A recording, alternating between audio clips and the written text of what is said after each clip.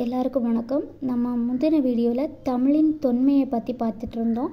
இப்போ அடுத்த வீடியோவில் என்ன பார்க்க போகிறோம் அப்படின்னா தமிழ் மொழியோட சிறப்பு. நீங்கள் இப்போ இதில் பார்க்குறதுக்கு முன்னாடி ஒரு நோட்ஸ் எடுத்து வச்சுக்கோங்க. அப்போ தான் உங்களுக்கு புரியும். சும்மா பார்த்துட்டு போனால் எதுவுமே ஞாபகம் இருக்காது. சரி, வாங்க போகலாம்.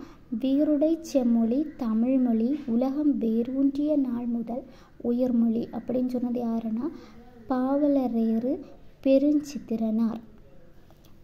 திருந்திய பண்பும் சீர்த்த நாகரிகமும் பொருந்திய தூயமொழி தமிழ் செம்மொழியாம் அப்படின்னு சொன்னது பரிதிமார் கலைஞர். 16 செவ்வியல் தன்மைகளை கொண்டது செம்மொழி.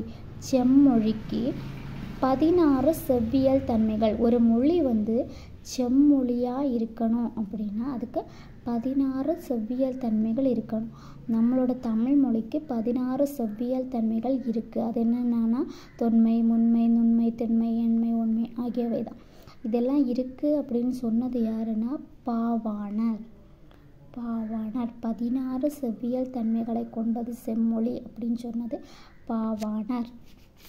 நெக்ஸ்ட்டு, செம்மொழியோட தகுதிப்பாடுகள். ஒரு மொழி செம்மொழின்னு சொல்லியதுக்கு என்னெல்லாம் தகுதி வேணும்?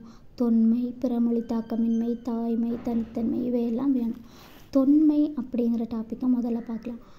முதல் மாந்தன் தோன்றிய இடம் குமரிக்கண்டம். குமரிக்கண்டத்துக்கு இன்னொரு பேர் என்னன்னா லெமூரியா கண்டம். தமிழ் சான்றோரால் 3வது தமிழ்ச்சங்கம் மதுரையில் தொடங்கப்பட்டது. 3வது தமிழ்ச்சங்கம் மதுரையில் தொடங்கப்பட்டது. தமிழ் ஒன்றே பிறமொழி சொற்களை நீக்கினாலும் இனிதின் இயங்க வல்லது. தமிழ்லையும் பிறமொழி சொற்கள் இருக்குது. வடமொழி ஷா, அதெல்லாம் இருக்குது. அதெல்லாம் நீக்கினா கூட தமிழ் ஒன்றே பிறமொழி சொற்களை நீக்கினாலும் எளிதாக இயங்கும். அப்புறம் இன்னொரு தனித்தன்மை, இயலிசை நாடகம் அப்படிங்கிற முப்பெரும் பிரிவுகளை கொண்ட மொழி தமிழ். நெக்ஸ்ட், இலக்கிய வளம். உலக இலக்கியங்களுள் முதன்மை பெற்றவை சங்க இலக்கியங்கள். முதல்ல தோன்றியது சங்க இலக்கியங்களோட மொத்த அடிகள் 26,350. இத்தகைய சங்க இலக்கியங்கள் வேறு எம்மொழியிலும் இல்லை அப்படின்னு சொன்னது கமில் கவலப்பில் செக் நாட்டு மொழியியல் பேரறிஞர். அவர் தான் சொன்னது சங்க இலக்கியங்கள் இத்தனை இருக்குது, இது மாதிரி வேறு எந்த மொழியிலும் இல்லை அப்படின்னு சொன்னது கமில் கவலப்பில். மேக்ஸ் முல்லர் என்ன சொல்லியிருக்காங்கன்னா தமிழ் மிகவும் பண்பட்ட மொழி அப்படின்னு சொன்னது மேக்ஸ் முல்லர் தமிழ் மிகவும் பண்பட்ட மொழின்னு சொல்லியிருக்காங்க. அதனால தான் சங்க இலக்கியங்களுக்கு இன்னொரு பேர் மக்கள் இலக்கியம். நெக்ஸ்ட், இலக்கண நூல்கள்லாம் மிகவும் பழமையானது தொல்காப்பியம். நிறைய இலக்கண நூல் இருக்குது, அதில் ரொம்ப பழமையானது தொல்காப்பியம். அதோட ஆசிரியர் யாருன்னா அகத்தியர்.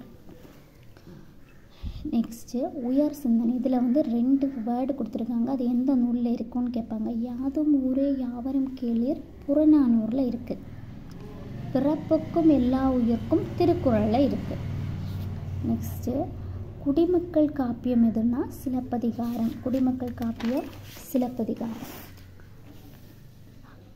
இன்றைய மொழியியல் வல்லுநர்கள் பேணி பின்பற்றத்தக்க வழிமுறைகளை தொல்காப்பியம் கூறுகிறது. தொல்காப்பியம் என்னன்னு பார்த்தோம், மிக பழமையான இலக்கண நூல். அதில் இன்னைக்கு இருக்க மொழியியல் வல்லுநர்கள் பின்பற்றக்கூடிய இலக்கணம் இதெல்லாம் தொல்காப்பியத்தில் இருக்குன்னு யார் சொன்னான்னா எமினோ சொல்லியிருக்காரு. தமிழில் 500 ஒலிகள் இருக்குது. 500 விதமாக தமிழ் மொழியை ஒலிக்கலாம்.